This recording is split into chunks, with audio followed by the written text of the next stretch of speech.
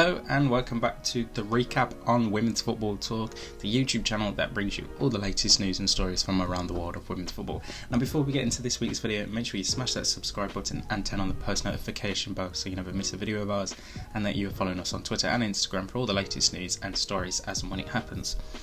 So the first international break of the season is upon us, but before we have a look at some of the stuff that's happening over this international fixture, let's have a look back at the weekend's action from here in England and the European leagues. So let's start off with the game on Saturday between Manchester City and Arsenal here in the WSL, and it was a phenomenal performance from Gareth Taylor's side as they ran out 2-1 winners, absolutely dominant for pretty much the whole 90 minutes. Just really shook Arsenal to the core, considering they'd only played like 72 hours previously in the Conti Cup. It looked like a completely different performance. Obviously Arsenal got the win in that on Wednesday, however Manchester City looked at the much better side and it just looked like a completely shell-shocked Arsenal. For me, it was probably Arsenal's worst performance of the season. They were making too many saves and trying to play it out from the back, and then they were kept getting caught in possession, whether it be Lotte Moy, Leah Williamson, or some of the midfield. It just wasn't working for Jonas Ardavel's side. And then Chloe Kelly and Lauren Hemp scoring the goals for Manchester City made it a 2-1 victory for them and saw them leapfrog Arsenal into third place and that final Champions League spot as it stands. Worrying times for Arsenal, that result. Hopefully now over this international break they can iron out the mistakes that they've made and then come back in the FA Cup against Chelsea at the end of this month and get it all back to playing better. But yeah, full credit to Manchester City. Absolutely dominated Arsenal, made it really hard for them to do much. Obviously they got a goal late on from a free kick which Raffaelli headed in, so that's obviously a good consolation goal, but on the whole day, it was just a really poor performance from Arsenal, and full credit to Manchester City for putting the knife to the sword and making it such a hard game for them. On to Sunday's fixtures now, and we'll start off with Aston Villa versus Brighton, and what a fantastic win it was for Carla Ward's side. Run out 6-2 winners against Brighton, and that was after going 1-0 down, and then it was the Jordan NOBBS show. She scored her first goals for Aston Villa and her first hat-trick for the club since her January move. An absolute phenomenal performance from Jordan NOBBS.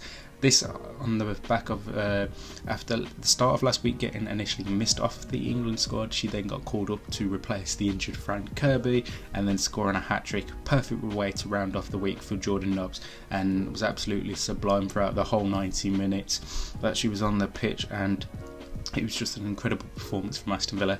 Not just her, but Kenza Darley and Kirsty Hansen as well, both getting a hat-trick of assists.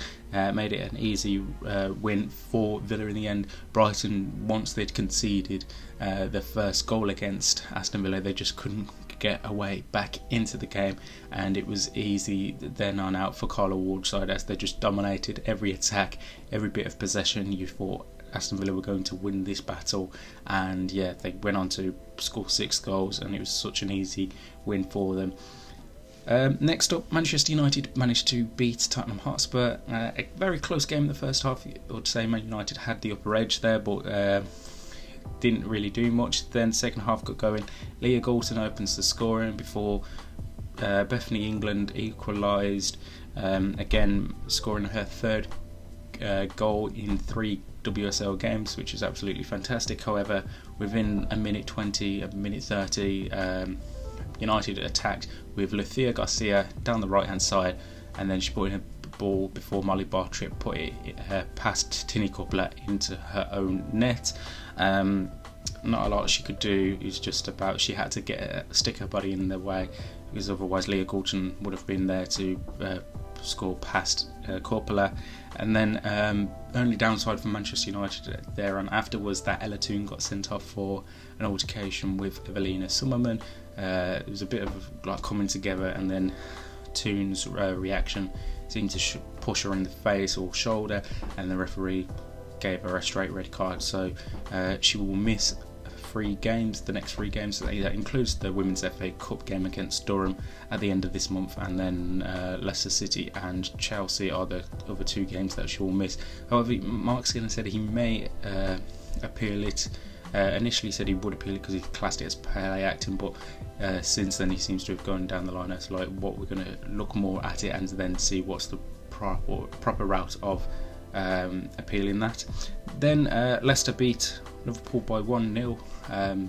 Hannah Kane scoring the only goal of that game. Fantastic result for Leicester to make the bottom four now really close. So it's going to be extremely close as we get to the international break. After the international break, because we have no WSL action now until March following the international break, and then the FA Cup is next up. So let's go through the results across Europe. Wolfsburg managed to beat SGS Essen by 3-0. Bayern Munich managed to beat Eintracht Frankfurt by 2-1, with the rest of the games really close there, apart from Hoffenheim, who put 4 past FC Cologne. Over in Italy, and AS Roma managed to beat Inter Milan 3-2 and hold on to the result there. It did look like Inter were going to snatch a point there, but AS Roma scored a late goal to take the win there. Juventus beat Fiorentina by 3-0. In the process, we saw Cristina Girelli score her 100th goal for the club. AC Milan continued their good run over the recent weeks by beating Pomigliano by 1-0, and then Parma and Sassuolo also won. In the Netherlands, it was a 3-0 victory this weekend for FC Twente against Excelsior. Heerenveen beat Feyenoord by 2-0. Den Haag beat VV Alkmaar 5-0. PEC Zwolle beat Telstar 4-0, and a late Esme Brooks goal secured the 3 points for PSV against Fortuna Sittard. Over in Spain, and Barcelona made it 19 wins this season by beating Alaves by 4-0. Real Madrid left it really late to beat Sporting Covuela 1-0, same with Atletico Madrid.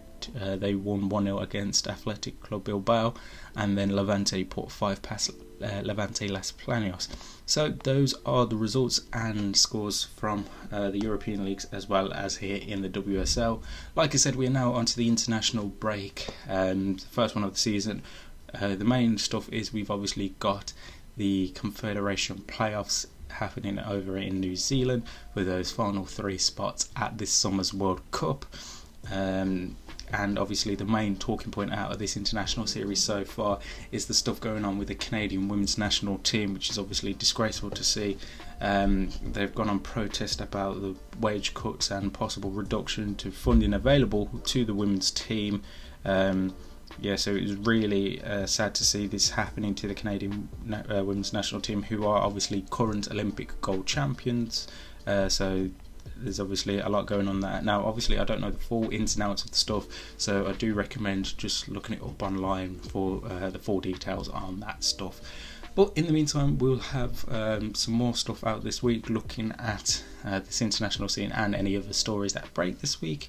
But until then, make sure you like and subscribe, like I said at the start of the video, so you never miss a video of ours, and that you're following us on Twitter and Instagram for all the latest news and stories as and when it happens. And until next time, we'll see you soon.